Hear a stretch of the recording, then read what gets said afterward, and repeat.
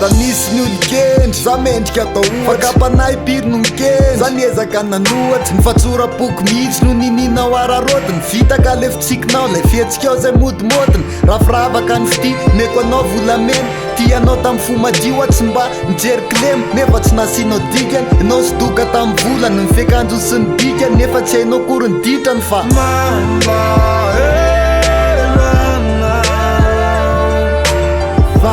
tsy hainy atao mbolo tsaronao ndray androany hoe zana velanao itomany no mety aminao fa tsy izy no mety aminao fa tsy izy mbolo tsapanao mbolo tsapanao mamikonakontry voninahitro any tantely taminao foko ny tody fa ny tsara tsy anao rehetra mirary soa iriko tokatrany lavatra raha mifanohatra amizay de zao ny anany mba afatra hoe kirodina feny sy misy tamizay no noho ny krisy tianakory fa ny sisika anjaranao do sisy adininao hoe ny tsara tsy lany fa ny tena tsara teny manaja ny eo an-tanana ihany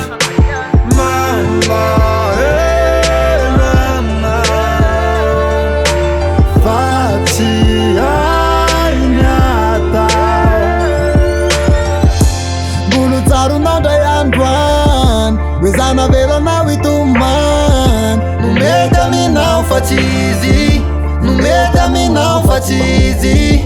mbolo tsapanao mbolo tsapanao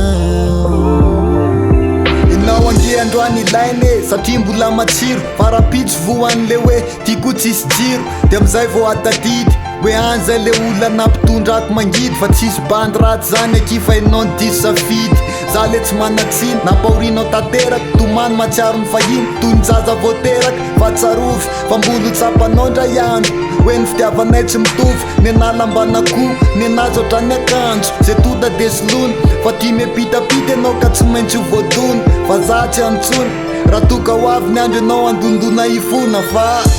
mbolo tsaronao ndray androany hoe zana velanao itomany no mety aminao fa tsy izy no mety aminao fa tsy izy mbolo tsapanao